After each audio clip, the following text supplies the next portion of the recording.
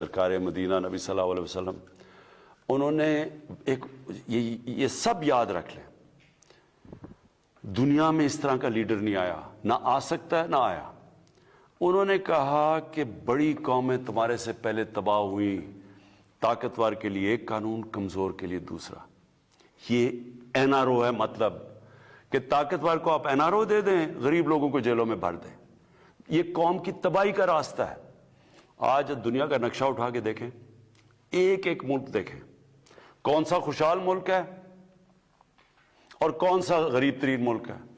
वसाइल का इसमें कोई दखल अंदाजी नहीं है। जो सबसे वसाइल में अमीर तरीन मुल्क है वो इस वक्त गरीब तरीन है, वो गुर्बत सबसे ज्यादा है।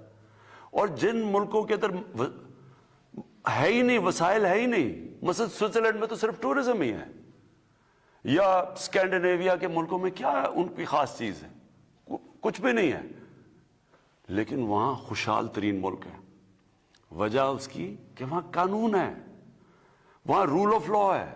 और दूसरे मुल्कों के अंदर, जिधर ये आप मुल्क उठा के देख लें, गरीब मुल्कों को देख लें, एक एक मुल्क को आप देख लें कि वहां इसी तरह के करप्ट प्राइम मिनिस्टर आते हैं, करप्ट प्रेसिडेंट्स आते हैं, वो दोनों हाथों से वो और उनकी मिनिस्टर्स मुल्क को लूटते हैं, वो सारे मुल्क का पैसा बाहर ले जाते हैं। वो क्यों बाहर ले जाने पड़ते हैं? क्योंकि अगर वो मुल्क में रखेंगे तो पैसा नजर आ जाएगा।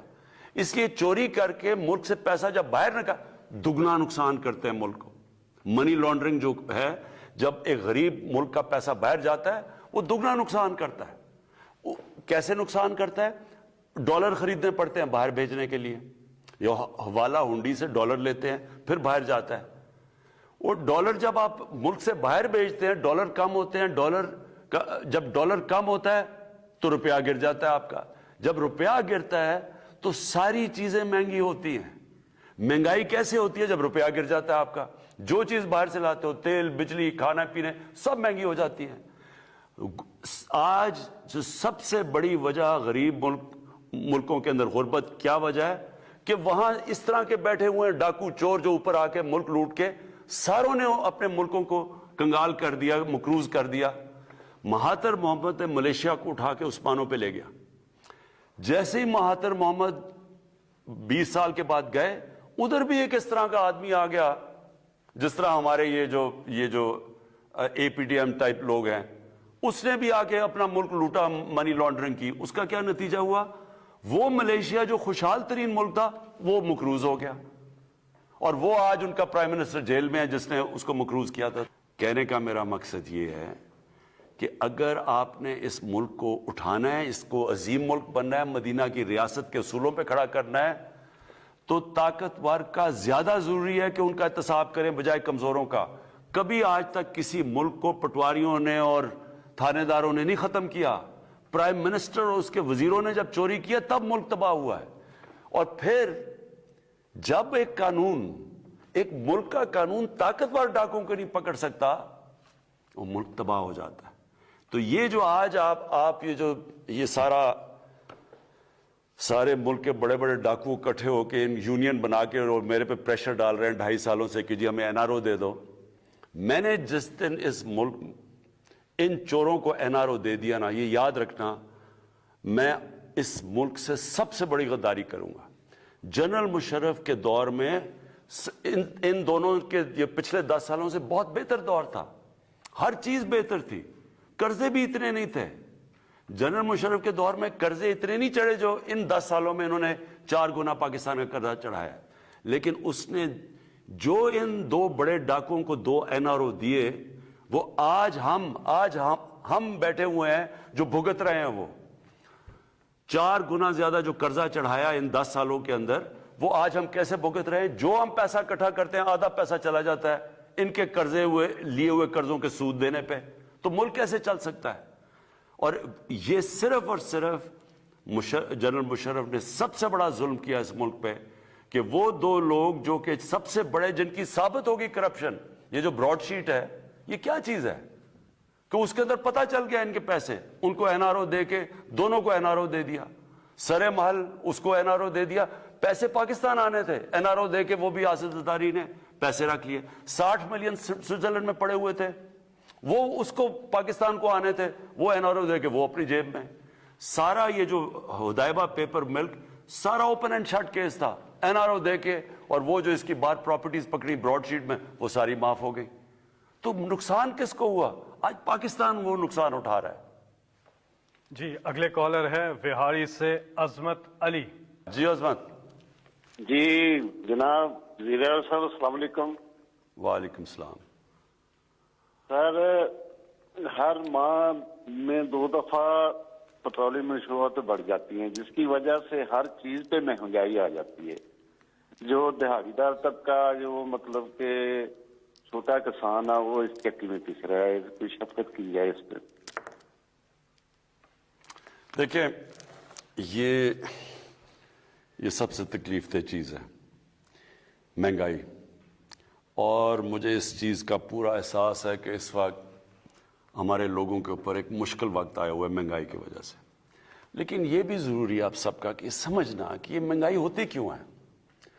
میں اگر ہر ہفتے میٹنگ لیتا ہوں مہنگائی کی, ایک چیز دیکھتا ہوں کہ کون سی چیز کی قیمت کیوں چڑھ رہی ہے, تو یہ سوچیں کہ اگر مجھے اتنی یہ اس کے یعنی میرے ذہن پہ یہ اتنا پڑا ہوا ہے, تو یہ کیوں نہیں, یہ مہنگائی ہے کیا, ہوتی کیوں ہے. تو یہ میں ذرا چاہتا ہوں کہ آج آپ سب سمجھ لیں. دیکھیں مہنگائی کی سب سے بڑی وجہ کیا ہوتی ہے. اس کی سب سے بڑی وجہ یہ ہوتی ہے کہ جب ہمارا روپیہ گرتا ہے. اور روپیہ کیوں گرتا ہے یہ بھی پہلے آپ سمجھ لیں. روپیہ اس لیے گرتا ہے کہ جب آپ ملک میں جو ڈالرز آ رہے ہیں وہ کم ہیں اور ملک سے ڈالر باہر زیادہ ہیں, جو جا رہے ہیں وہ زیادہ ہیں. یہ کیوں منی لانڈرنگ اتنی بری, یہ اتنا بڑا ہمارے لیے عذاب بنا ہوا ہے. ایک اندازے کے مطابق, اور میرے خیال میں اس سے زیادہ پیسہ باہر جاتا ہے. جو امریکہ کا جو اسٹیٹ ڈپارٹمنٹ ہے اس نے ایک پیپر چھاپا تھا غالباً کوئی 8-9 سال پہلے کہ 10 ارب ڈالر ہر سال پاکستان سے باہر جاتا ہے منی لانڈرنگ ہو کے, یعنی چوری ہو کے نا, اس چوری کا پیسہ 10 ارب ڈالر باہر جاتا ہے. پھر اگر ہماری امپورٹس اور ایکسپورٹس, مثلا جو چیزیں ہم دنیا کو ایکسپورٹ کر رہے ہیں وہ کم ہیں اور امپورٹ زیادہ ہیں, تو ظاہر ہے کہ وہ جب ڈالر کم ہوں گے ڈالر اوپر چلا جائے گا, روپیہ نیچے آ جائے گا. تو پہلے یہ سمجھیں کہ روپیہ گرتا کیوں ہے. جب ہمیں حکومت ملی تو جو اس ملک کے اندر امپورٹس تھیں, جو ڈالر ملک سے باہر جا رہے تھے وہ 60 ارب ڈالر تھے, اور ایکسپورٹس جس سے ملک میں ڈالر آنے تھے وہ 20 ارب ڈالر تھی.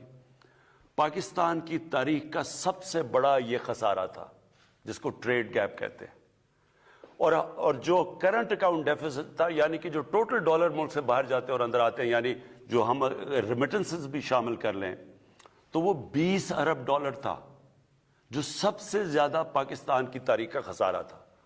اس سے کیا ہوا, جیسے ہی ہماری حکومت آئی پریشر پڑ گیا روپے پہ, اور پچھلی حکومت نے اربوں ڈالر خرچ کیا تھا روپے کو اوپر رکھنے کے لیے. وہ کیا کرتے ہیں, جب روپے پہ پریشر پڑتے ہیں تو اب ڈالر پھینکنے شروع ہو جاتے ہیں مارکیٹ میں. تو ہمارے پاس ڈالر ہی نہیں تھے مارکیٹ میں پھینکنے کے لیے, کیونکہ ہمارے پاس ریزروز ہی نہیں تھے. ہم بلکہ جو ہمیں قسطیں دینی تھی باہر وہ بھی نہیں ہم دے پا رہے تھے, تو لہٰذا روپے نے گرنا تھا. تو میں صرف آپ کو اب یہ سمجھانا چاہتا ہوں پہلے تو کہ روپیہ کتنا گرا. ہمارے دور پہ روپیہ گرا 24.1%, اور ہمارے دور میں کہہ رہا ہوں 18-19 میں, 2018 اور 19 میں جو روپیہ گرا ہمارے دور میں گرا 24.1%. ہمارے سے پہلے بھی روپیہ گرا تھا, وہ گرا تھا جب پیپلز پارٹی آئے. جب پیپلز پارٹی آئے تو روپیہ گرا 25.5% 2008-9 میں. جب ان کا روپیہ گرا تو جو سی پی آئی, اور یہ سارے آپ دیکھ سکتے ہیں اسٹیٹسٹکس, جو کنزیومر پرائس انڈیکس جسے کہتے ہیں, جو بتاتا ہے کہ کتنی مہنگائی ہوئی, وہ 17% تھی. اور ہمارے 18-19 میں جب 24.1% روپیہ گرا تو 7.3% تھی. اور یہ آپ دیکھ سکتے ہیں, یہ بیورو آف اسٹیٹسٹکس کے اندر یہ لکھا ہوا بتایا ہوا آپ کو. اب یہ کیوں, اب جب یہ روپیہ گرتا ہے تو کیا ہوتا ہے, پہلے یہ سمجھیں. سب سے پہلے تیل مہنگا ہو جاتا ہے. تیل مطلب پٹرول اور ڈیزل مہنگا, اس کا مطلب ٹرانسپورٹ مہنگی. اس کے بعد بجلی مہنگی، کیونکہ آدھی بجلی بنتی ہے تیل سے، اور پھر جو باقی بجلی کے کانٹریکٹ سائن کیے ہوئے ہیں وہ سارے ڈالرز میں کیے ہوئے ہیں. تو جیسے ہی روپیہ گرا، جو ڈالر کی چیزیں ساری مہنگی ہو گئی. پھر جو ہم چیزیں امپورٹ کرتے ہیں، سب سے پہلے گھی، تقریباً سارا گھی ہم امپورٹ کرتے ہیں باہر سے، وہ مہنگا. چائے مہنگی، چائے باہر سے امپورٹ کرتے ہیں. پھر دالیں مہنگی، جو عام آدمی بیچارہ کھاتا ہے، تقریباً 70% دالیں باہر سے ہم امپورٹ کرتے ہیں، وہ مہنگی ہو گئی. تو جب بجلی مہنگی ہوئی، مزید اور چیزیں مہنگی ہو گئی. پھر گیس، اب آدھی گیس ہماری جو ہم پاکستان میں گیس نکلتی ہے وہ کم ہوتی جا رہی ہے. جو باہر سے ہم گیس لیتے ہیں وہ مہنگی ہے. تو جب وہ گیس بھی مہنگی ہو گئی، تو ساری چیزیں مہنگی ہو جاتی ہیں جب آپ کا روپیہ گرتا ہے. اس لیے ہماری گورنمنٹ پوری کوشش کر رہی ہے پاکستان میں ایکسپورٹ بڑھانے کی، اور مجھے بڑی خوشی ہے کہ پچھلے مہینے ریکارڈ ایکسپورٹس بڑھی ہیں ہماری. جب تک ہماری ایکسپورٹس نہیں بڑھیں گی، اور اللہ کا شکر ہے ریکارڈ ریمیٹنسز بڑھی ہیں، یعنی کہ جو باہر پاکستانی بینکوں کے تھرو پیسے بھیجتے ہیں وہ بھی بڑھی ہیں. اور اس کی وجہ سے 17 سال کے بعد پاکستان کا 5 مہینے مسلسل، جس کو کرنٹ اکاؤنٹ کہتے ہیں، کہ ہم جتنے ہمارے ڈالر آ رہے ہیں اندر اور ہمارے ڈالر باہر جا رہے ہیں، ہم نے اس کو بیلنس کر لیا. ہمارا خسارہ ختم کر دیا ہم نے، کیونکہ ہم نے ایکسپورٹس بھی بڑھائی ہیں اور ہماری ریمیٹنسز بھی بڑھی ہیں، اور ہمارا ملک صحیح راستے پہ لگ گیا. تو اور اگلی چیز جو ہم نے کرنی ہے، انویسٹمنٹ ملک میں لے کے آنی ہے، وہ تیسری چیز ہے. تو جیسے جیسے ہم اب قدم اٹھا رہے ہیں، ڈالرز ہمارے ملک میں زیادہ آئیں گے، ہمارا روپیہ سٹرونگ ہو جائے گا. جب روپیہ ٹھیک ہوگا تو یہ آپ کا سب سے بڑا مہنگائی کا مسئلہ تب ختم ہوگا. دو اور چیزیں ہمیں مسئلے ہوئے. ایک، 2 سال ہماری گندم کی کراپ کم ہو گئی. گندم کم ہوئی پاکستان میں. کیوں ہوئی؟ یہ موسم کی تبدیلی کی وجہ سے بارشیں اس ٹائم پہ ہو گئی جب گندم کو ہم نے کٹائی کا ٹائم تھا. 2 سال مسلسل ہماری گندم کم ہوئی، وہ باہر سے منگوانی پڑی. جب وہ تو جس طرح روپیہ گرا تو وہ بھی مہنگی. پھر چینی، وہ ہماری کم ہو گئی. تو چینی بھی جب باہر سے آئی، اور کیونکہ جو میں آپ کو کہہ رہا ہوں کہ ڈالر کے اوپر پریشر تھا، حالانکہ چینی اتنی مہنگی نہیں ہوئی باہر سے، لیکن گندم ہمیں گورنمنٹ کو بہت بڑا قیمت ادا کرنی پڑی. تو کہنے کا آخر میں مقصد یہ ہے، مجھے پورا احساس ہے، سارا وقت میں مانیٹر کر رہا ہوں، پوری کوشش کر رہے ہیں کہ ہم مہنگائی کو روکیں. اور اللہ کا شکر ہے، اس وقت مہنگائی جب ہم آئے تھے گورنمنٹ میں، اس سے پہلی دفعہ اس سے کم مہنگائی ہے اس باری، اس مہینے، جو میں نے کہا بھی آج میڈیا پہ. تو تھوڑا آپ کو صبر کرنا پڑے گا. ایک برے معاشی حالات میں، ایک مقروض ملک میں جس نے قرضے لیے ہوئے تھے، آہستہ آہستہ جیسی ہماری معیشت ٹھیک ہوگی، انشاءاللہ اس کے اوپر مکمل قابو پا لیں گے. جی، کالز کا سلسلہ جاری ہے. آپ پرائم منسٹر پاکستان عمران خان سے بات کر رہے ہیں. کون بات کر رہی ہیں، کہاں سے؟ جی، میں بادشاہ بات کر رہی ہوں، آئرلینڈ سے. جی، کیا سوال ہے آپ کا پرائم منسٹر سے؟ میرا سوال پرائم منسٹر صاحب سے ہے کہ ہم لوگ جو ہیں ایک غیر اسلامی ممالک میں رہتے ہیں، اور ہم ایز اے پاکستانی اور ایز اے مسلمان، ہمارے لیے یہاں پہ ناموس رسالت کا بہت بڑا مسئلہ ہے. ہم لوگ ان سے، ہمارا یہ ہے کہ 1 ارب سے زائد مسلمانوں کی جو ہے نبی صلی اللہ علیہ وسلم کے ساتھ محبت کو بار بار آزمایا جاتا ہے، جس سے تمام مسلم ممالک میں اشتعال پیدا ہو جاتا ہے. اس حوالے سے میرا ان سے سوال ہے کہ ہم لوگ آواز تو اٹھاتے ہیں، لیکن کیا تمام مسلم ممالک مستحق ہو کے ایک مشترکہ رائے عملی اختیار کر سکتے ہیں؟ کیا پرائم منسٹر صاحب دیگر مسلم ممالک کے سربراہان سے اس معاملے میں رابطے میں ہیں کہ نہیں؟ دیکھیں، میں یہ پہلے بھی جواب دے بیٹھا ہوں، اب پھر آپ کو کہتا ہوں، جب تک مسلمان دنیا مل کے اس کا پریشر نہیں ڈالے گی مغرب ممالک کے اوپر، یہ مشکل رہے گا ہمارے لیے کہ وہ اس کے پیچھے چھپ جاتے ہیں کہ جی آزادی رائے، کہ جی ہماری آزادی رائے ہے. لیکن مجھے ابھی بھی، میں آپ کو بتا دوں کہ کبھی بھی ان کو اس چیز کا اتنا احساس نہیں ہوا جتنا آج کل ہوا. کیونکہ جب سے ہم نے اٹھایا، اور مجھے فخر ہے اس کا کہ پاکستان سب سے زیادہ اس نے اس چیز کو اٹھایا ہے. ساتھ ساتھ اسلاموفوبیا، جو آپ مغرب میں رہتے ہیں، آپ کو پتہ ہے کہ کس طرح کی وہاں اسلام کے خلاف پروپیگنڈا اور اسلاموفوبیا سے بڑے ہمارے لوگوں کو مشکل وقت سے گزرنا پڑتا ہے. لیکن اس کا صرف حل ایک ہی ہے، ہم آہستہ آہستہ, اور میری پوری کوشش ہوگی کہ مسلمان ممالک کو میں اکٹھا کروں, اور اس چیز کے اوپر, اور پریزیڈنٹ اردوغان نے پورا میرے ساتھ انہوں نے سٹینڈ لیا ہوا ہے. جس طرح میں نے کہا, جب فرینچ پریزیڈنٹ میکرون نے جب انہوں نے کہا تو صرف 2 مسلمان ہیڈز آف اسٹیٹ نے اس کے اوپر بات کی اور ان کی تنقید کی. تو اس لیے انشاءاللہ ہماری کوشش ہے کہ اور زیادہ لوگوں کو اکٹھا کریں گے. مجھے پورا یقین ہے کہ یہ کیمپین میں انشاءاللہ ہم کامیاب ہو جائیں گے. جیسے ہی ان کو یہ پتا چلے گا کہ جس وقت وہ کوئی بھی ان کے ملک میں اس طرح کی حرکت کرے گا, ایک دم 50 مسلمان ملکوں سے ریاکشن آئے گا, تب یہ ایشو ختم ہوگا. 0519210809 پہ آپ کی کالز کا سلسلہ جاری ہے. اگلے کالر ہمارے ساتھ کون ہے؟ جی السلام علیکم. ہلو. جی السلام علیکم. جی میں عباس مرزا بول رہا ہوں ٹورانٹو سے. میں وزیر اعظم پاکستان سے بات کر سکتا ہوں؟ جی آپ کر رہے ہیں. جی السلام علیکم وزیر اعظم پاکستان عمران خان صاحب, کیسے ہیں آپ سر؟ جی مہربانی. آپ کا بہت بہت شکریہ, آپ نے کال لی. میں آپ سے ایک سوال کرنا چاہتا ہوں. آپ نے فرمایا کہ فورن فنڈنگ کیس میں اپوزیشن والے خود پھنس گئے ہیں. اس کی وضاحت فرمائیں گے اور یہ بھی بتائیں گے کہ آپ کا فورن فنڈنگ کا کیا معاملہ ہے؟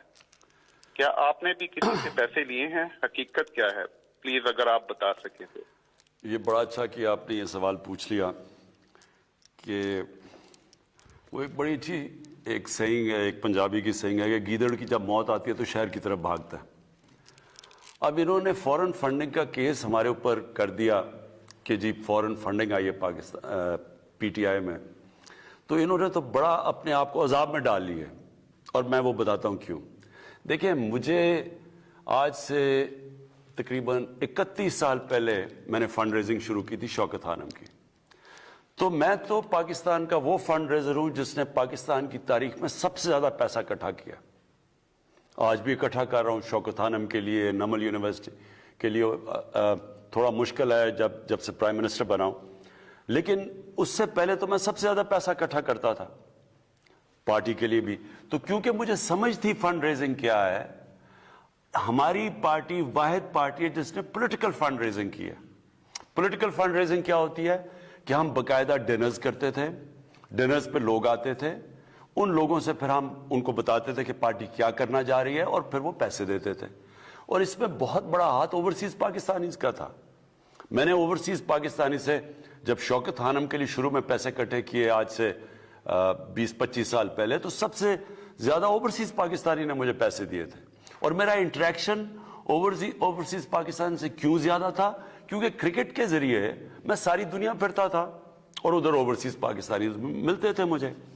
تو لہٰذا ہمارا جو پیسہ اکٹھا ہوا یہ بالکل پولیٹیکل فنڈ ریزنگ سے, اور ہمارے پاس وہ واحد پاکستان کی تاریخ کی پارٹی ہے.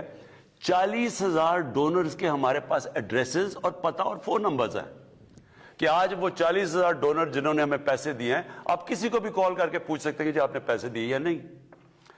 اب یہ پارٹیز ہیں, میں ان کو چیلنج کرتا ہوں کہ یہ 100 ڈونرز کے نام مجھے دے دیں. ہمارے 40,000 ہیں نا, یہ آپ کو 100 ڈونرز کے نام نہیں دے سکیں گے, کیونکہ انہوں نے فنڈ ریزنگ جیسے کی ہے وہ میں جانتا ہوں کیسے کی ہے. ایک تو یہ جو بڑے بڑے قبضہ گروپ انہوں نے پالے ہوئے تھے, ان سے پیسے لیتے تھے. یہ جو قبضہ گروپوں کے گھر گر رہے ہیں نا بڑے بڑے, آپ دیکھ رہے ہیں, یہ سارے گورنمنٹ نے پالے ہوئے تھے. ان کو پناہ دے رہے تھے یہی پولیٹیکل پارٹیز. یہ نون لیگ کے نیچے بڑے بڑے قبضہ گروپ خود ان کو پناہ دیتے تھے, پولیس ان کو ہاتھ نہیں لگا سکتی تھی. اب یہ جس کا بھی گھر گرائے, یہ اور بھی سیاستدانوں کے گھر گرائے ہیں, یہ لینڈ رجسٹری میں ان سب کے وہ بتایا ہوا ہے کہ زمین کون سی ہے, کس کی زمین ہے. یہ کوئی اس طرح کوئی گورنمنٹ نہیں کر رہی, یہ عدالت میں جا کے بتا سکتے ہیں کہ جی یہ زمین میری ہے. تو وہ عدالت کے اندر ہمارے پاس ان کی پہلے انکوائری کی گئی, چیک کیا گیا, یہ جو ساری زمینیں ہیں یہ انہوں نے گورنمنٹ کی قبضہ کیے ہوئے, جن کے اوپر بلڈوزر لگے ہوئے ہیں اب. اور یہ وہ لوگ تھے, کیوں ان کو پالتے تھے, ان کو پیسے دیتے تھے, فنڈز دیتے تھے, ان کے گھر کے خرچے دیتے تھے, کیونکہ یہ جو پیسہ بناتے تھے ان کی پارٹی فنڈنگ کرتے تھے, ان کے جلسے جلوس کرتے تھے, جدھر قیمے کے نان ان کو دینے پڑتے تھے وہ بلانے کے لیے اپنے لوگوں کو. تو میں اس لیے کہہ رہا ہوں کہ یہ اب اس کو الیکشن کمیشن کو منطقی انجام تک پہنچانا چاہیے. ایک تو ان کے پاس ڈونر بیس ہی نہیں آپ کو نظر آئے گا. دوسری چیز، جہاں تک جو فورن فنڈنگ کا اصل تو مقصد یہ ہے کہ کوئی باہر کی حکومت آپ کو پیسے نہ دے کوئی، اور کیونکہ وہ اگر آپ کو پیسے دے گی اور آپ پاور میں آئیں گے آپ کو وہ انفلوئنس کر سکتی ہے، آپ کی فورن پالیسی افیکٹ کر سکتی ہے. یہ بھی اگر تحقیقات کی جائے کہ کیا ان کو فورنرز نے پیسے دیے یا نہیں دیے، کیا وہ جو فضل الرحمان ہے وہ بتا سکتا ہے کہ اس کو اتنی دیر اس نے پارٹی کیسے چلائی ہے؟ کیا وہ یہ کہہ سکتا ہے کہ مجھے کسی لیبیا نے نہیں پیسے دیے؟ کیا نواز شریف کہہ سکتا ہے کہ اسامہ بن لادن سے اس نے پیسے نہیں لیے بے نظیر کی گورنمنٹ گرانے کے لیے؟ بے نظیر کی سٹیٹمنٹ ہے اس کے اوپر، اس نے کتاب میں لکھا ہوا ہے. خالد خواجہ جنہوں نے پیسے دیے تھے نواز شریف کو اسامہ بن لادن سے، اس نے ایفیڈیوٹ دیا ہوا کہ میں نے اسے پیسے دیے تھے. تو یہ تو خود پھنس گئے ہیں. جی اگلے کالر ہمارے ساتھ ہیں عارف والا سے ارشاد صاحب. جی السلام علیکم عارف صاحب. کیا ارشاد صاحب کیا سوال ہے آپ کا؟ وعلیکم السلام فیصل بھائی جان، کیا حال ہے سر؟ خیریت؟ جی آپ پرائم منسٹر صاحب سے مخاطب ہے، بات کیجیے گا. ٹھیک ہے جی. وزیر اعظم صاحب، آپ ہمارے ہیرو ہیں، آپ سے بہتر کرکٹ کو کوئی نہیں جانتا، لیکن جب ہم پی سی بی کی کارکردگی کو دیکھتے ہیں تو نہایت شرمندگی ہوتی ہے. سر جب آپ کی حکومت آئی تو ہمیں امید تھی کہ پی سی بی میں بہتری آئے گی. پرائم منسٹر صاحب برائے مہربانی پی سی بی کو کوئی ایسا بندہ دیں جس سے اس کی کارکردگی بہتر ہو سکے. شکریہ سر. دیکھیں میں کئی دفعہ حیران ہوتا ہوں کہ سارے سمجھ رہے تھے جب ہم آئی ہے گورنمنٹ کہ جی آج گورنمنٹ آئی ہے اور ایک دم سب کچھ ٹھیک ہو جائے گا. یہ ویسے فیری ٹیلز میں ہو سکتا ہے کہ ایک میرے پاس جادو کا ڈنڈا، میں ایسے کروں سارا ملک ہی ٹھیک ہو جائے ایک دم. دیکھیں یہاں ملک میں کئی چیزیں بگڑی ہیں، 50 سال لگے ہیں بگڑنے میں، کئی 30 سال میں بگڑی ہیں کئی، اور پچھلے جو یہ دو بڑے بڑے اس ملک کے بڑے ڈاکوؤں نے جو 10 سال گزارے ہیں، کئی تباہی، اور اصل تباہی ان 10 سالوں میں آئی ہے. ادارے تباہ ہوئے ہیں، پی آئی اے، سٹیل مل، یہ جو سارا پاور سیکٹر ہے، یہ آپ دیکھیں تو صحیح کہ کیسے کیسے تباہ کیے گئے ہیں. اور اس کو ٹھیک کرنے میں صبر کرنا پڑے گا قوم کو. دیکھیں میں آپ کو ایک مثال دیتا ہوں. ہم نے ایک ہاسپٹل بنایا پختونخوا میں، شوکت خانم، دوسرا شوکت خانم کا ہاسپٹل، اور انشاءاللہ تیسرا شروع ہو گیا کراچی میں. میں آج آپ کو گارنٹی کرتا ہوں کہ یہ پاکستان کے انٹرنیشنل سٹینڈرڈ کے دونوں ہاسپٹل وہ بن گیا ہے اور یہ بننے جا رہا ہے. وہ کیسے؟ کیونکہ ایک جوائنٹ کمیشن انٹرنیشنل ایک انٹرنیشنل ادارہ ہے جو سرٹیفائی کرتا ہے کہ ہاسپٹل کی کوالٹی کتنی ہے. وہ لوگ بھیجتے ہیں، وہ ایک ہفتہ سارا اپنا ہاسپٹل کی آڈٹ کرتے ہیں اور تب وہ سرٹیفکیٹ ملتا ہے. 4 ہاسپٹل کو پاکستان میں سرٹیفکیٹ ملا ہوا ہے، آغا خان کو، الشفا کو اور 2 شوکت خانم کو. تو وہ 3.5 سال میں وہ شوکت خانم پشاور بنا ہے اور انٹرنیشنل سٹینڈرڈ کا. لیکن ہم جو پشاور کے ہاسپٹلز ٹھیک کرنے کی کوشش کریں، لیڈی ریڈنگ ہاسپٹل اور ان کے خیبر میڈیکل اور جو پرانے ہاسپٹل ہیں، وہ بڑا مشکل کام ہے، ٹائم لگ رہا ہے، دیر لگتی ہے، کیونکہ سسٹم سارے ٹھیک کرنے ہوتے ہیں، بری عادتیں پڑی ہوتی ہیں.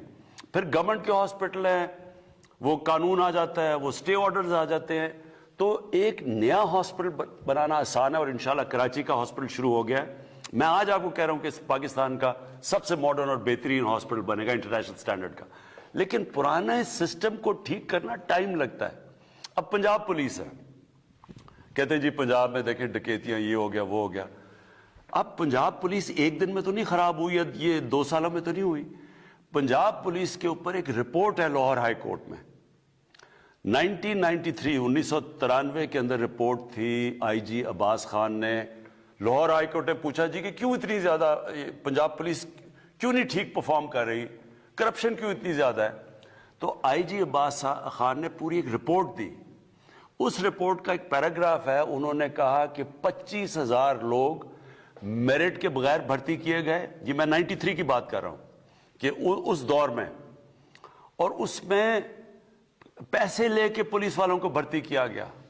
اور پھر ایک سینٹنس کہتا ہے کہ اور کئی لوگ جو مجرم تھے ان کو پولیس میں بھرتی کیا گیا. تو یہ ایسے نہیں کہ آج آپ سمجھ رہے ہیں کہ ایک دم کوئی آئے گا اور ٹھیک کر دے گا. सिस्टम्स ठीक करेंगे, थोड़ा टाइम लगेगा, लेकिन ये मुतमईन हो जाएं कि ये सारे हम इदारों को बारी बारी ठीक करेंगे। और क्रिकेट कैसे ठीक होगी? क्रिकेट उस रास्ते पे निकल गई है, वो ऐसे होगी कि इलाकाई क्रिकेट जो मैं आज से 40-50 साल से लगा हुआ हूं, इलाकाई क्रिकेट जो शुरू हो गई है, आप देखते हैं कि जब पेशावर का मैच होता है या पेशावर जाल में तो सारा केपी उसको देख रहा होता है, बलूचिस्तान का एक खिलाड़ी नहीं होता लेकिन सारा बलूचिस्तान देख रहा होता है टीम को। ये मैं 40 साल से कह रहा था कि इलाकाई क्रिकेट को, वो हो गई है। अब एक खिलाड़ी को डेवलप होते हुए टीम को थोड़ा टाइम दें, लेकिन इंशाल्लाह आप देखेंगे कि ये टीम मुसलसल बेहतर होती जाएगी। जी, आपकी कॉल्स का सिलसिला मुतवातर जारी है। सोशल मीडिया पे प्राइम मिनिस्टर साहब सवालात आए हुए हैं। ये उस्मान साहब हैं, इससे मिला जुला सवाल है जो भी आपसे हुआ। उस्मान साहब हैं, कहते हैं फिटनेस के हवाले से आप थोड़ी रहनुमाई फरमाइएगा कि आप खुद तो बहुत फिट हैं, इसका क्या राज है और आजकल की रूटीन में आपको कैसे टाइम मिलता है? आजकल तो बड़ा मुश्किल है फिट होना, बल्कि मैं देख रहा था बुशरा बेगम ने एक वो वेइंग मशीन देखी, तो जब वेइंग मशीन रखी, मैं जब क्रिकेट खेलता था सारा मेरा कभी 185 से पाउंड से ज़्यादा वेट नहीं गया, तो जब मशीन पे खड़ा हुआ तो 200 पाउंड पे पहुंच गया वेट। वो इसलिए कि 8-8 घंटे 9-9 घंटे मैं कुर्सी पे बैठता हूँ और इतना टाइम नहीं मिलता मुझे एक्सरसाइज करने का। लेकिन देखें, अल्लाह ने जब से दुनिया बनाई है, मैं सबको एक चीज़ कहना चाहता हूँ, वो कामयाबी तो उसको देता है जो मेहनत करता है। अल्लाह ने आपको ये कहा हुआ है कि जिस्म जो आपका है ये उसकी तरफ से एक नेमत है। अब जितना आप इसकी नेमत का ध्यान रखेंगे वो आपको बीमारियां नहीं होंगी, अल्लाह आपको सेहत देगा, और अच्छी सेहत से बड़ी नेमत कोई नहीं है। लेकिन जो एक्सरसाइज नहीं करेगा और अपना खाना सही तरह देख के नहीं खाएगा तो उसके मसले मसाइल होंगे। यहाँ पे वक्त हुआ है एक ब्रेक का, खाना नहीं खाना अपने ब्रेक में। हम फौरन वापस आ रहे हैं, कॉल्स का सिलसिला जारी है। आपका वजीर आजम आपके साथ।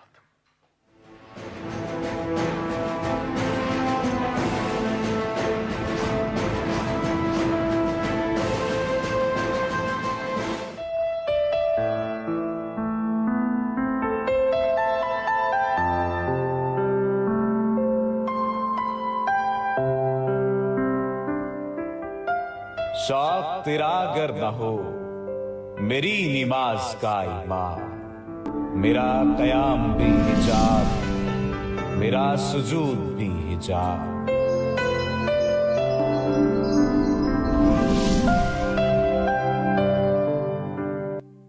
अपनी 60 साल जिंदगी में मैं इतना खुश और मुतमईन कभी नहीं था जितना कि आज हूं। यकीन करें कि आज की खुशी ये दिल से है। आज खैबर पख्तूनख्वा का बच्चा, बूढ़ा, जवान, मर्द, औरत एक तहफ्फुज़ महसूस करता है। सेहत कार्ड जैसी बदौलत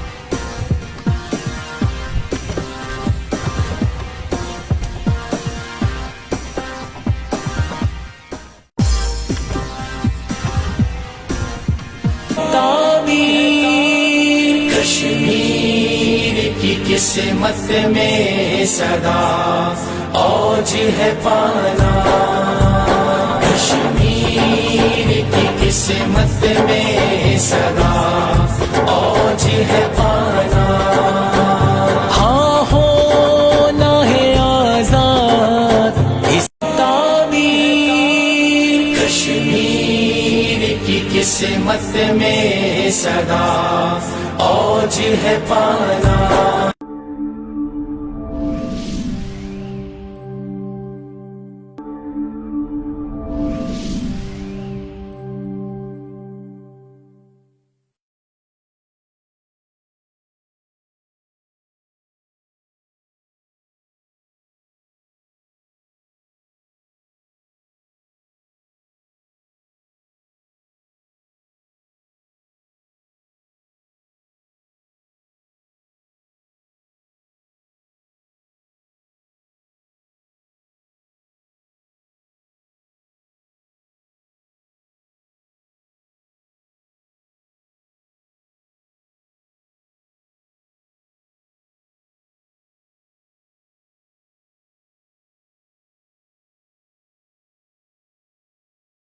ہے تحصیل لورا ضلع ایبٹ آباد سے، اور میں ہزارہ کا رہنے والا ہوں۔ میں اس سلسلے میں جو پچھلے 2 سال سے اس پہ کام بھی کر رہا ہوں۔ زیتون کے میں نے 1230 پودے پچھلے سال شنکیاری والوں کے توسط سے لگائے تھے ٹی ریسرچ سینٹر کے حوالے سے۔ تو میں یہ اسکیمر کو ایکسپلینیشن دینا چاہتا ہوں کہ ہمارا جو ایریا ہے تحصیل لورا خاص طور پہ، یہ یہاں پہ وائلڈ اولیو بے شمار ہے، اور گورنمنٹ کی پالیسی بھی ہے، تو ہم اس ایریا کو ایک دم سے اپ لفٹ کر سکتے ہیں، خاص طور پہ ہزارہ پورے کو اور تحصیل لورا کو۔ یہاں پہ اولیو ٹریز جو ہیں وائلڈ اولیو ہیں، ان کے اوپر گرافٹنگ کرائیں، ایک۔ دوسرے نمبر پہ یہ ہے اس کے پر کہ اگر فرض کیا جو پودے آتے ہیں، ایک تو ان کی تعداد آپ کم کریں، اور دوسرا یہ ہے کہ کوالٹی میک شور کریں، کیونکہ ریشو جو ہے اس کی بہت ضروری یہ چیز ہے کہ اس کی جو سکسیس ریشو ہے وہ زیادہ ہونی چاہیے۔ یہ گورنمنٹ کو خاص طور پہ جنگل والوں کو ٹاسک فورس ان کی بنائیں اور ان سے کہیں کہ اس ایریا میں اچھے طریقے سے اپنے یہ پلانٹیشن کریں، اور خاص طور پہ زیتون کا یہ 1000 سال کے لیے سر پلاننگ کرنی ہوگی ہمیں۔ دیکھیں، میں ایک چیز کہہ رہا تھا، اس کو غلط سمجھا لوگوں نے۔ میں یہ کہہ رہا تھا کہ بدقسمتی سے ہماری پارلیمنٹری ڈیموکریسی میں ہوا کیا ہے کہ ہم نے لانگ ٹرم پلاننگ نہیں کی۔ ہم سوچتے ہیں، یہاں پچھلے آتے تھے کہ اچھا جی 5 سال کے بعد الیکشن ہونا ہے تو یہ چیزیں کر لو جو 5 سال سے پہلے مکمل ہو جائے، اور پھر اس سے کیا نقصان ہوا کہ ملک تو تب آگے بڑھتا ہے جب وہ آگے سوچتا ہے، اپنی آنے والی نسلوں کا سوچتا ہے، جو چائنا کر رہا ہے۔ تو میں کہہ یہ رہا تھا کہ ہم یہ بڑا غلط ہوا ہے، کوئی سوچتا ہی نہیں آگے والی اپنی نسلوں کے لیے۔ ہم اس ملک میں پہلی گورنمنٹ اور جماعت ہیں جس نے آگے کا سوچا، یہ جو درخت اگانے کا سوچا ہے پاکستان میں۔ اور یہ جو آپ نے ابھی بات کی ہے، یہ زبردست بات ہے۔ دیکھیں، ہم اربوں روپے کا ہم یہ گھی باہر سے امپورٹ کرتے ہیں، جیسے ہی ہمارا جب روپیہ گرتا ہے تو وہ گھی اور مہنگا ہو جاتا ہے۔ جو سب سے بہترین تیل ہے کوکنگ آئل یعنی استعمال کرنے کے لیے، وہ ہے زیتون کا تیل۔ اور پاکستان ایک ایسی جگہ ہے کہ ہم جو باہر سے چیزیں امپورٹ کر رہے ہیں، ہم اگر یہ زیتون کو صحیح لگا دیں، یہ تو پورا ایک انقلاب ہے پاکستان میں۔ ہم زیتون سے ہی اربوں ڈالر کما سکتے ہیں۔ ہمارے ایسے علاقے ہیں، یہ جو دریائے سندھ کے رائٹ سائڈ پہ جتنا علاقہ ہے، یہ سلیمان کا، یہ نیچے ڈی آئی خان میں، یہ اور نیچے تک، یہ سارا میں نے چیک کروایا ہے، زیتون کے لیے بہترین علاقہ ہے۔ یہ علاقہ جدھر ہم اسلام آباد میں بیٹھے ہوئے ہیں، یہاں بھی بہترین زیتون اگتا ہے۔ میں نے اپنے گھر میں زیتون کے پودے لگائے ہیں۔ تو اب ہم اسی مہینے انشاءاللہ میں بڑی ایک لانچ کر رہا ہوں زیتون کے، ایک تو ہم پیوند کروائیں گے اور پورا ایک زیتون کا انقلاب لے کے آ رہے ہیں۔ اب ان پہاڑی علاقوں میں جدھر لوگوں کے پاس زیادہ کچھ نہیں ہے، اگر ہم زیتون کے اوپر ہی کریں اور پھر اس کا تیل یہ ہم ایکسپورٹ بھی کر سکتے ہیں، یہ لوکل لوگوں پہ یہ خوشحالی بھی لا سکتا ہے، ہمیں ضرورت بھی نہیں پڑے گی کہ اپنے ڈالر خرچ کرنے کے لیے۔ تو انشاءاللہ یہ اسی مہینے میں لانچ کر رہا ہوں۔ جی اگلے کالر ہمارے ساتھ۔ السلام علیکم۔ السلام علیکم۔ جی کون بات کر رہی ہے؟ جی فرح لودھی خان بات کر رہی ہوں، میدان سے۔ جی سوال پوچھیے گا پلیز۔ جی مسٹر پرائم منسٹر سے سب سے پہلے تو ہم یہ کہیں گے کہ ہماری دعائیں ان کے ساتھ ہیں کہ اللہ ان کے خلوص نیت سے پاکستان کو اسٹیبل کرے. میرا سوال اپ کمنگ سینٹ الیکشنز کے حوالے سے ہے. جیسے کہ ہم سب جانتے ہیں کہ پاکستان میں تو یہ تاریخ رہی ہے کہ سینٹ الیکشن سے پہلے ٹکٹوں کی خرید و فروخت شروع ہو جاتی ہے اور انفارچونیٹلی پی ٹی آئی کے پاس قانون سازی کے لیے نمبرز بھی پورے نہیں ہیں. تو خان صاحب کا کیا ویژن ہے, کیا فیوچر اسٹریٹجی ہے کہ وہ یہ ضمیر کی تجارت جو ہے سینٹ الیکشن میں کس طریقے سے روکیں گے؟ دیکھیں, یہ بڑی ایک شرمناک چیز ہے. یہ 30 سال سے ہو رہا ہے پاکستان میں. سینٹ کے الیکشن میں ایم پیز اپنی ووٹ بیچتے ہیں اور کئی سینیٹر, سارے نہیں, کئی سینیٹرز صرف اور صرف پیسہ دے کے سینیٹرز بن جاتے ہیں. یعنی رشوت دے کے لوگوں کے ضمیر خرید کے وہ سینیٹر بنتے ہیں. اور ہمارے اپنے ایم پیز, سب نہیں, کئی اپنی ووٹ بیچتے ہیں اور اس لیے نہیں ووٹ دیتے کسی کو کہ وہ ایک پارٹی چاہتی ہے کہ یہ ہمارا کینڈیڈیٹ ہے, وہ اس لیے دیتے ہیں کہ پیسے ملتے ہیں. تو کرپشن تو ادھر سے ہی شروع ہو جاتی ہے.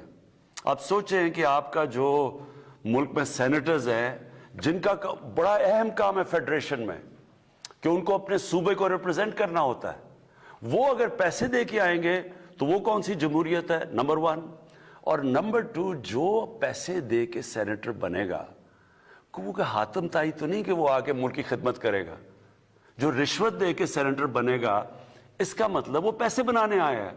تو کرپشن تو یہی شروع ہو جاتی ہے. تو جب یہ 30 سال سے ہو رہا تھا کبھی کسی نے اس کے اوپر کچھ نہیں کیا. پھر یہ جو مین پارٹیز ہیں, پیپلز پارٹی اور نون لیگ, انہوں نے 2007 کے اندر چارٹر آف ڈیموکریسی سائن کی. دونوں نے کہا کہ اوپن بیلٹ ہوگا, یعنی کہ سیکرٹ بیلٹ نہیں ہوگا, کھل کے لوگ ووٹ ڈالیں گے. ہم نے 2018 میں 20 لوگوں کو پارٹی سے نکالا. وہ پیسے لے رہے تھے, پیسے لے کے انہوں نے ووٹ 20 ایم پیز کو پارٹی سے نکالا. تو میں تب سے کہہ رہا ہوں کہ یہ بیلٹ کو جب سب کو پتا ہے کہ اس میں رشوت چلتی ہے تو اوپن بیلٹ کریں. کیا وجہ ہے؟ اور یہ دونوں مین پارٹیز نے بھی کہا ہوا ہے. اب ہم اس ہفتے انشاءاللہ ایک کانسٹیٹیوشنل امینڈمنٹ کریں گے. ہم عدالت میں بھی گئے ہوئے ہیں, کانسٹیٹیوشنل امینڈمنٹ بھی کر رہے ہیں. اب میں یہ دیکھنا چاہتا ہوں اور ساری قوم کو میں چاہتا ہوں دیکھیں, آپ سب دیکھیں کہ جب سب کو پتا ہے پیسہ چلے گا تو یہ کیوں نہیں اس امینڈمنٹ کو بیک کریں گے جدھر اوپن بیلٹ ہو, جدھر یہ اس کی وجہ سے پیسہ نہیں چلے گا.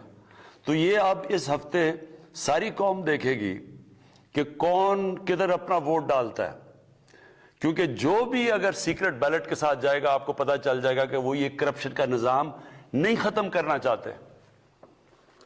جی اگلے کالر ہے برطانیہ سے ہارون خان. السلام علیکم. السلام علیکم پرائم منسٹر. جی ہارون, السلام علیکم. How are you, sir? You okay? G. All right. Prime Minister Saab, there's just an important message regarding Pakistan International Airlines. As you know, overseas Pakistanis that are very much two issues ہیں. ایک تو cricket اور PI. Pakistan, while you are always been abroad, you've seen how passionate people are about the cricket and also the international airline. So my question to yourself is, how can we resurrect the airline so that us Pakistanis can at least have our state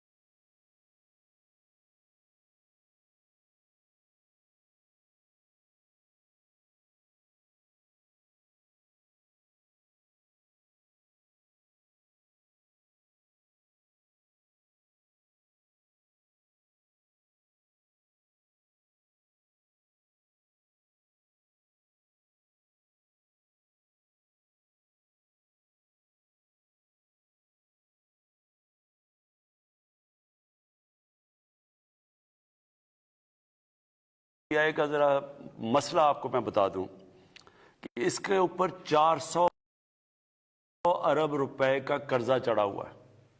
جو total قرضہ PIA پہ ہے وہ 400 ارب روپے ہے. اب اس کے اوپر سود دینا پڑتا ہے, اس کے اوپر پیکیجز دینے پڑتے ہیں اس کو سسٹین کرنے کے لیے.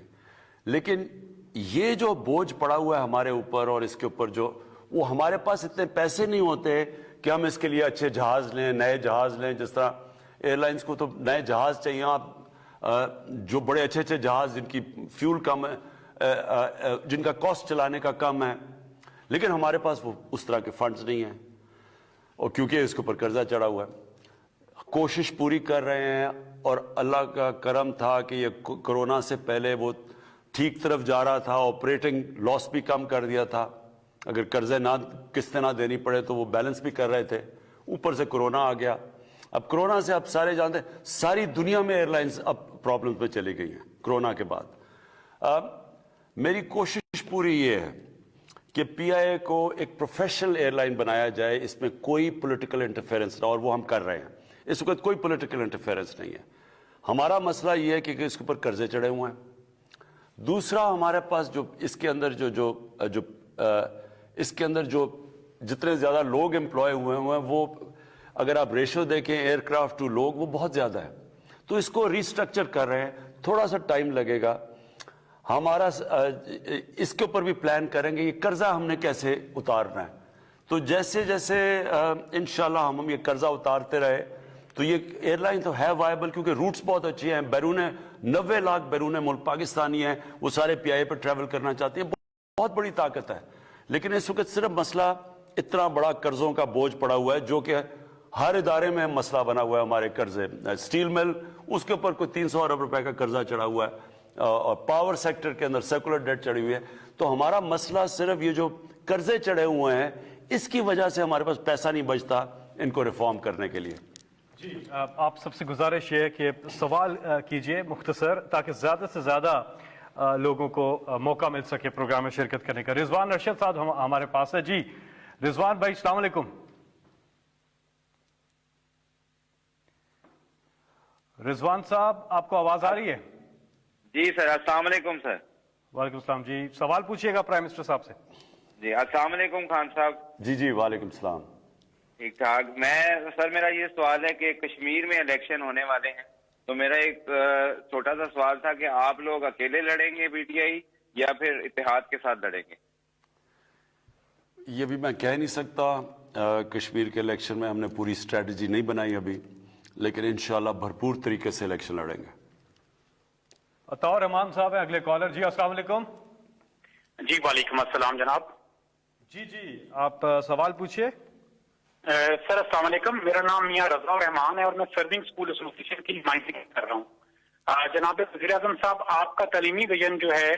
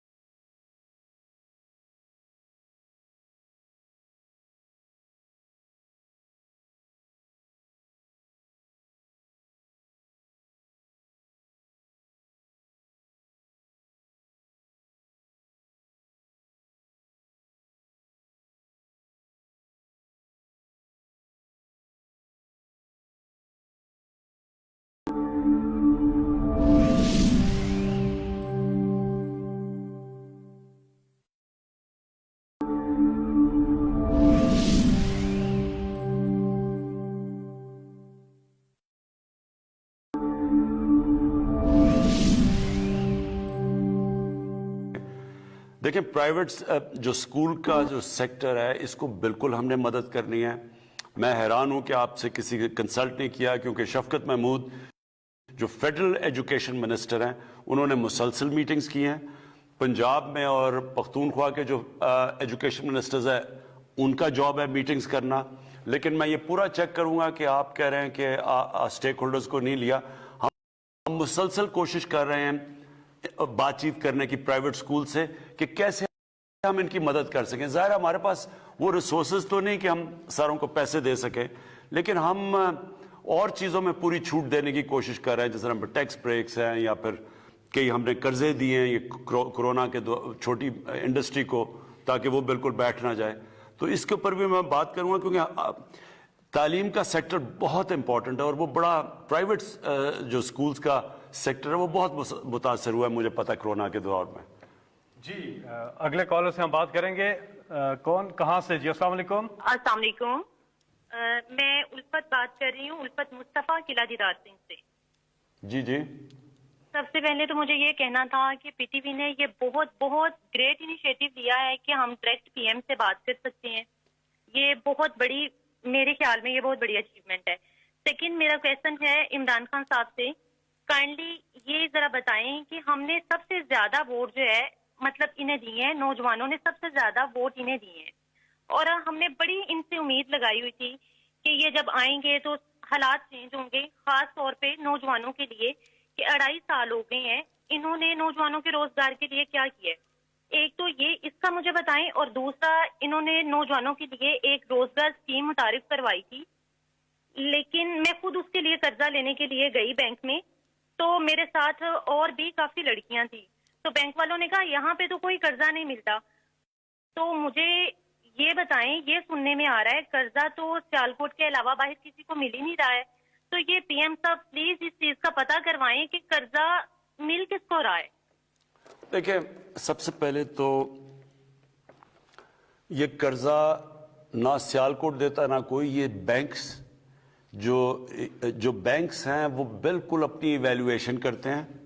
وہ آپ کو ایک فارم بھیجتے ہیں کہ جی مجھے یہ قرضہ چاہیے, وہ بینک اس کے بعد ایویلویٹ کرتے ہیں بالکل میرٹ کے اوپر, ان کو نہیں پتا ہوتا کہ یہ کون ہے. اور بینک ویسے بھی پرائیویٹ بینکس ہیں, انہوں نے کوئی کسی کو پولیٹیکل بیسس پہ تو قرضہ دینا نہیں ہے, وہ میرٹ کے اوپر دیتے ہیں اور اسی کے اوپر ایویلویشن ہوتی ہے, اس پہ قرضہ ملتا ہے. کوئی کسی قسم کی اس میں سیاسی مداخلت نہیں ہے. جس طرح ہمارا جو احساس پروگرام تھا, ہم نے 180 ارب روپیہ بانٹا ہے. کوئی مجھے آج ایک کہہ دے کہ ایک بھی روپیہ کسی سیاسی بیسس پہ کسی کو بانٹا ہو. ساری ایویلویشن ہوتی تھی, ڈیٹا بیس سامنے آتا تھا, اس کے اوپر ایویلویٹ کرتے تھے, اس کے مطابق قرضہ دیا جاتا تھا. آپ یہ سوچیں کہ ہم نے اس احساس پروگرام میں جس کی آبادی سے زیادہ قرضہ دیا وہ سندھ کے اندر دیا ہے, کیونکہ اندرونی سندھ میں زیادہ غربت تھی, تو سب سے زیادہ قرضہ تو ادھر دیا ہے جو کیش ہم نے ٹرانسفر. تو اس لیے میں پہلے یہ کہہ رہا ہوں کہ یہ جو ہمارا کامیاب جوان کا بھی پروگرام ہے جو قرضے دینے کا, اس میں کسی قسم کا ہماری مداخلت نہیں ہے. یہ بینکس خود ایویلویٹ کرتے ہیں کہ کیا یہ جو میرٹ کے اوپر آئے, یہ جو کہہ رہے ہیں کہ ہم یہ کاروبار کرنا چاہتے ہیں, کیا یہ فیزیبل ہے یا نہیں ہے, وہ بینک ایویلویٹ کرتا ہے. وہ اور ہماری آفس سے کوئی ایویلویشن نہیں ہوتی. تو یہ پیورلی میرٹ کے اوپر ملتے ہیں. اور میں صرف 2 چیزیں اور آپ کو کہہ دوں. دیکھیں ہماری اس وقت کوشش ہے, کنسٹرکشن سیکٹر اس وقت کنسٹرکشن سیکٹر بوم کر رہا ہے. ہماری جو سیمنٹ ہے اس کی ریکارڈ سیلز ہو رہی ہیں. بدقسمتی سے کیونکہ کمی ہو گئی ہے سریے کی, اس کی قیمتیں اوپر چلی گئی ہیں کیونکہ اتنی زیادہ ڈیمانڈ بڑھ گئی ہے. لیکن یہ سب سے زیادہ جو روزگار دیتا ہے وہ کنسٹرکشن سیکٹر دیتا ہے, اور اس کو میں نے خود یہ سارا جو کنسٹرکشن سیکٹر کے لیے ہر قسم کے انسینٹیوز دیے ہیں تاکہ لوگوں کو روزگار ملے. دوسری چیز انڈسٹری ہے. اس وقت ہماری ٹیکسٹائل انڈسٹری جو 60% پاکستان کی ایکسپورٹس کرتی ہے وہ کیپیسٹی پہ چل رہی ہے. لوگ نہیں مل رہے ہیں, ان کو مزدور نہیں مل رہے ٹیکسٹائل سیکٹر کے اندر, وہ اس طرح اتنی کیپیسٹی پہ چل رہی ہے. اس کے اوپر بھی ہم نے پورا زور لگایا, انسینٹیوز دیے. جو لارج سکیل انڈسٹری ہے وہ اس وقت سب سے زیادہ پچھلے مہینے جو اس کی گروتھ ہے وہ سب سے, یعنی وہ روزگار دینے والی انڈسٹریز ہیں. انشاءاللہ جو ہمارا مسئلہ اس وقت بنا ہوا ہے وہ ہے ٹورزم اور یہ جو سروس سیکٹر, ریسٹورنٹس, ادھر کرونا کی وجہ سے مشکل پڑی ہے, وہ ساری دنیا میں پڑی ہوئی ہے. لیکن آپ فکر نہ کریں, جس طرف ہمارا اب جو پاکستان جس ڈائریکشن میں جا رہا ہے, انشاءاللہ جیسے جیسے ہمارا بڑھتا رہے گا, ہماری انڈسٹری بڑھتی رہے گی, تو روزگار کے بھی اور موقع بڑھتے جائیں گے. جی پرائم منسٹر صاحب, سوشل میڈیا پر ایک سوال آیا ہے, مدثرہ نوید صاحبہ ہیں, دو سوال انہوں نے پوچھے. ایک تو کہہ رہی ہیں ہیلتھ کارڈ کے حوالے سے ذرا بتائیے گا, کیونکہ خیبر پختونخوا میں اور پورے پاکستان میں کب تک ہیلتھ کارڈ کی سہولت میسر ہوگی, اور ساتھ ہی میں پوچھتی ہیں یہ براڈ شیٹ کا معاملہ کیا ہے, اور جسٹس عصمت سعید اپوزیشن کو قبول نہیں ہے تو کوئی اور آپ اس پہ ہیڈ لگائیں گے اس کمیشن کا؟ دیکھیں, مجھے سب سے زیادہ تو فخر اس وقت پختونخوا کی حکومت پہ ہے کہ انہوں نے جو ہم فلاحی ریاست کی بات کرتے ہیں وہ سب سے پہلے اس سفر پہ نکل گئے ہیں. ساری اپنی آبادی کو, ساری پختونخوا کی آبادی کو, سارے گھر خاندانوں کو انہوں نے ہیلتھ کارڈ دے دیا. ہیلتھ کارڈ کا مطلب کہ ان کو انشورنس مل گئی ہے, 10 لاکھ روپیہ ہر خاندان کو دیا ہے کہ اس کوئی بھی بیماری ہو 10 لاکھ روپے تک ان کے پاس انشورنس آ گئی. میں سمجھتا ہوں یہ سب سے بڑا کام کیا گیا ہے. کیوں کیا گیا ہے؟ کیونکہ دیکھیں, ایک گھر میں جب بیماری ہوتی ہے, غریب گھر میں, تو وہ بے بسی کا عالم سوچیں کہ جب بیماری ہے اور پیسے نہیں ہیں ہاسپٹل کے لیے, تو یہ جو ہیلتھ کارڈ, یہ آپ کو پتہ ہے امیر ترین ملکوں میں بھی یونیورسل ہیلتھ کوریج نہیں ہے, جو کہ آج پختونخوا نے آج پوری کر دی ہے, اور ہم سب ان کو مبارک دے رہے ہیں. پنجاب نے فیصلہ کیا ہے, پنجاب کیونکہ بہت بڑا ہے, اس سال کے آخر تک سارے پنجاب کو انہوں نے فیصلہ کیا کہ وہ ہیلتھ انشورنس دے دیں گے, تاکہ وہ بھی سارا کور ہو جائے. یعنی کوئی گھر کو یہ فکر نہ ہو کہ اگر ہمارے گھر میں بیماری ہے تو ان کے پاس ایک کارڈ ہوگا, وہ کسی بھی ہسپتال میں جا کے اپنا علاج کروا سکتے ہیں. تو یہ میرے خیال میں ایک مجھے بڑا فخر ہے اس چیز کے اوپر. دوسری چیز آپ نے بات کی براڈ شیٹ کی. دیکھیں, براڈ شیٹ میں کیا ہوا, مشرف گورنمنٹ نے ایک کمپنی کو ہائر کیا کہ جناب یہ جو پیسہ چوری ہو کے ملک سے باہر گیا ہے اس کی نشاندہی کی جائے. وہ کمپنی نے نشاندہی کر دی, اور وہ کہتے ہیں کہ انہوں نے $100 ملین نواز شریف کا پیسہ جو باہر پڑا ہوا تھا اس کی نشاندہی کر دی, اور اس کے اندر یہ فلیٹ بھی تھے. یہ 2002 کی بات ہے. انہوں نے یہ جو ان کے مے فیئر کے اربوں پتی فلیٹس, وہ بھی اس کی بھی نشاندہی کر دی. اس کے علاوہ انہوں نے جو نشاندہی کی وہ $100 ملین کی پراپرٹیز. ادھر سے مشرف نے ان کو NRO دے دیا, ان سے سمجھوتا ہو گیا, ان کو سعودی عربیہ بھیج دیا, NRO دے دیا. وہ جو کمپنی تھی اس نے کہا کہ جی ہم نے تو نشاندہی کیا, اپنا کانٹریکٹ پورا کر دیا, ہمیں اب پیسے دیں. تو یہ جو لندن میں فیصلہ ہوا آخر میں عدالت میں جا کے, انہوں نے جو $100 ملین کی نشاندہی کی تھی اس کا انہوں نے 20% انہوں نے دے دیا اس کمپنی کو, جس کو ہماری حکومت کو دینا پڑا. اور پھر اب ہم اس کے اوپر پوری جسٹس عصمت سعید کو اس لیے ہم لے رہے ہیں کیونکہ ان کی ایکسپرٹیز ہے, وہ خاص ان کی ایکسپرٹیز ہے یہ جو احتساب اور کرپشن کے اوپر. انہوں نے نیب کے لیے بھی پروسیکیوٹر رہ چکے ہیں.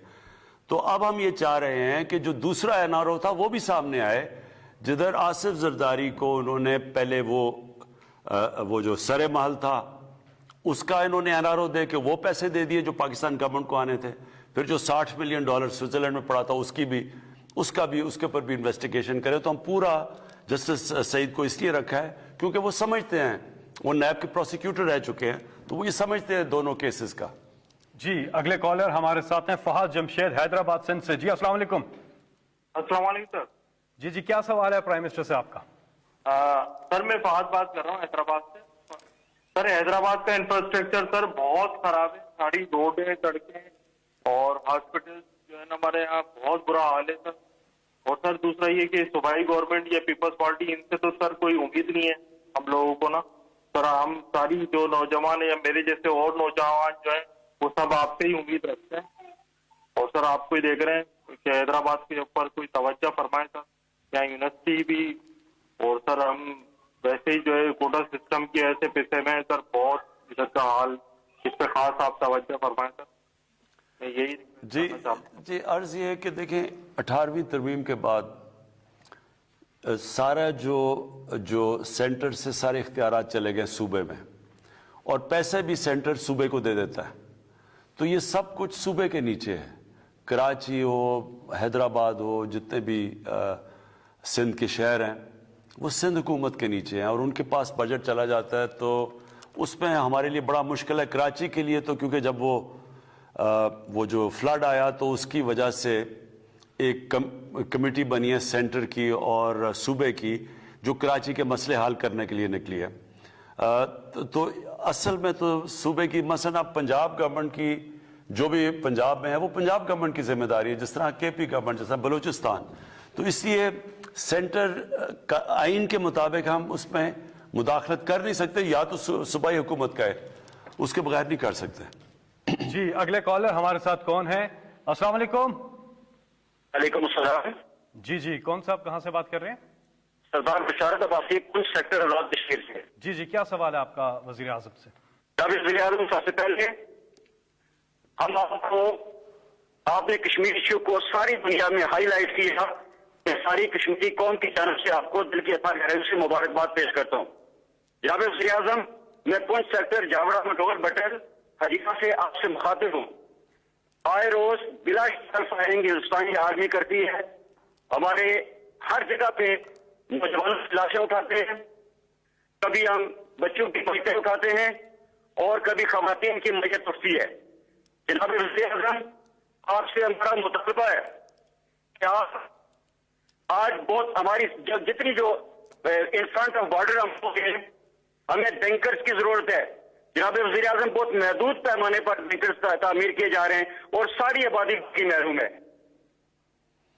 جی دیکھیں, یہ بڑی بدقسمتی ہے اور بہت ہی ٹریجڈی ہے جو کہ لائن آف کنٹرول کے اوپر جو شیلنگ ہوتی ہے اور اس سے جو لوگ متاثر ہیں, اور وہ بہت بڑا علاقہ متاثر ہے. ہم نے ہیلتھ کارڈ یعنی ہیلتھ انشورنس تو ہم نے یہاں سے پہنچائی ہے اس سارے علاقے کو, تاکہ کم از کم لوگوں کے پاس ہیلتھ انشورنس ہو.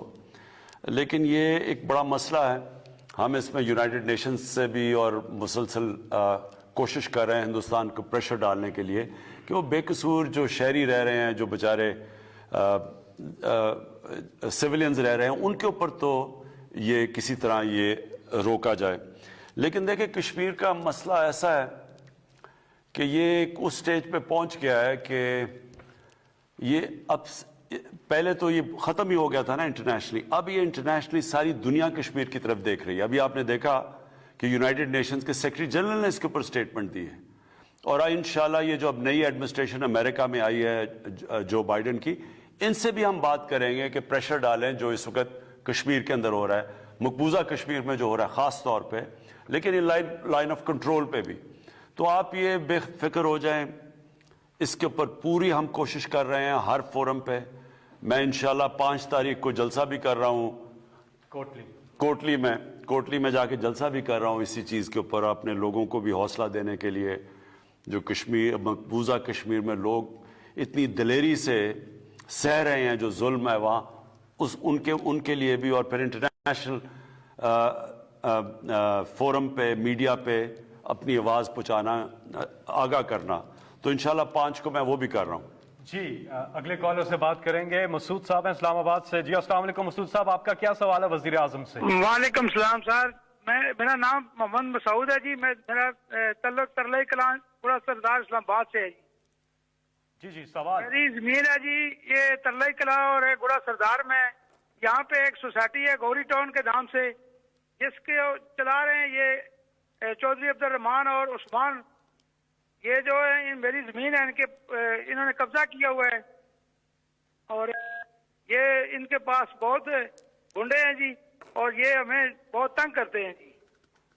اور میں نے محتاط بار کرال تھانہ میں بھی درخواستیں دی ہیں جی, اور ڈی ایس پی صاحب سے بھی درخواست دی ہے جی, لیکن کوئی سنوائی نہیں کرتا ہے. باثر لوگ ہیں جی, یہ سیاسی لوگ ان کے ساتھ ملے ہوئے ہیں, اور یہ میری زمین پہ قبضہ کر رہے ہیں سر. میں ایک تو یہ پلیز نوٹ کر لینا آپ, ان سے نمبر بھی لے لینا اور اس کا پتہ لے لینا. میں آج ساروں کو جو بھی یہ دیکھ رہے ہیں, ایک پرائم منسٹر کا سٹیزن پورٹل ہے, اس کے اوپر اگر کسی کی زمین پہ قبضہ ہے یا کسی طاقتور نے قبضہ کیا ہوا ہے سرکاری زمین پہ, मैं आप सबको कहता हूं कि मेरे पोर्टल के ऊपर वो लिखवाएं। और मैंने एक ये जो सारे पाकिस्तान में कब्जा ग्रुप है, इनके खिलाफ ऐलान जंग किया हुआ है। ये वो लोग हैं, ये करते क्या हैं? ये करते ये हैं कि ये एक ताकतवर लोगों की पनाह के अंदर रह के ये सारी ये वारदात करते हैं। और ये शुरू कैसे हुआ? ये शुरू ऐसे हुआ कि यहाँ जो हमारी पॉलिटिकल पार्टीज, जो ये दो मेन पॉलिटिकल पार्टीज, इन्होंने सबसे पहले कब्जा ग्रुपों को पालना शुरू किया। और मैं शुरू में आपको कहा कि ये कब्जा ग्रुप इनके जलसे भी फाइनेंस करते थे, इनको भी फाइनेंस करते थे, इनकी एटीएम मशीनें भी बने हुए थे, इनको ये इनकी पनाह पे बैठे हुए थे। जो पॉलिटिकल लीडरशिप थी, गवर्नमेंट के अंदर बैठ के वजीर और प्राइम मिनिस्टर्स इनको प्रोटेक्ट करते थे, बल्कि कई वजीर खुद कब्जा ग्रुप के हिस्से बने हुए थे, उन्होंने भी जमीनों पे कब्जे किए हुए थे।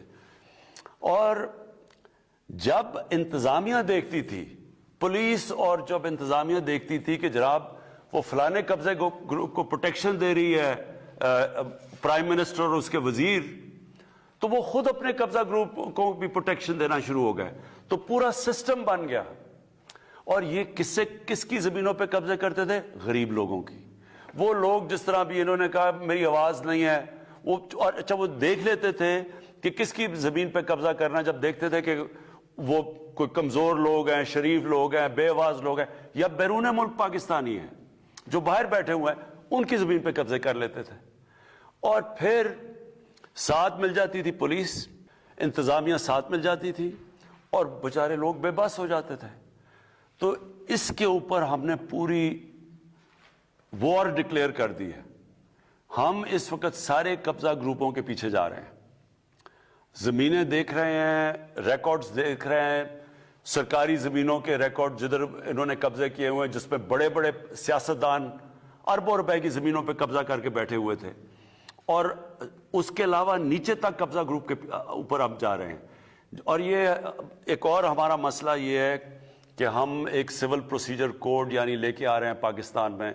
हमने जो इस्लाहत की हैं लीगल सिस्टम में, वो ये है कि पहले अगर ज़मीन का केस हो तो 30-40 साल उसका फैसला ही नहीं होता था। अब हम जो नई सिविल प्रोसीजर कोड लेके आ रहे हैं, जो आ गई है पंजाब में और पख्तूनख्वा में, इसमें 1 साल के अंदर फैसला होना है। इससे भी बहुत बड़ा फ़ायदा होगा कि ये जो कब्जा ग्रुप हैं, जब उन्हें, ये इसलिए होता है क्योंकि फैसला नहीं होता, तो इसलिए आखिर में लोग इनको पैसे दे देते हैं या पीछे हट जाते हैं या इनसे पैसे लेके। तो हम अब एक हर तरह जा रहे हैं, कानूनी तौर पे भी जा रहे हैं, और ये जो बड़े बड़े लोगों ने सरकारी ज़मीनें, वो आपके सामने हैं, बड़े बड़े महल गिर रहे हैं, हमने अब पूरा इनके खिलाफ जंग लड़नी है। और मैं आज फिर लोगों को कह रहा हूं कि जब भी आप देखें आपकी ज़मीन पे कब्जा हो या सरकारी ज़मीन पे कब्जा हो, मेरे सिटीजन पोर्टल के ऊपर फौरी तौर पे उसको दर्ज करवाएं। हमें अंदाज़ा है कि बहुत से लोग मुल्क तूलो अर्ज़ से, बैरून ममालिक से कोशिश कर रहे बात करने की, लेकिन इंशाअल्लाह आज जिन लोगों को मौका नहीं मिल सका, हम दोबारा भी ये निशस्त करेंगे ताकि आप भी वज़ीर आज़म से बात कर सकें। और इंशाअल्लाह लीडर इमरान खान की क़यादत में ये मुल्क तरक्की करेगा और ये कौम एक अजीम कौम बनेगी। अल्लाह आप सबका हामी और नासिर हो। कैसी ये हवाएं चली,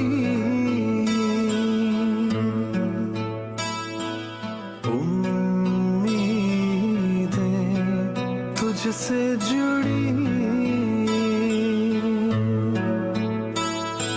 साथ है तेरे हर बच्चा और बूढ़ा, साथ हर माँ की दुआ, वादों पे तेरे जिनको भरोसा उनको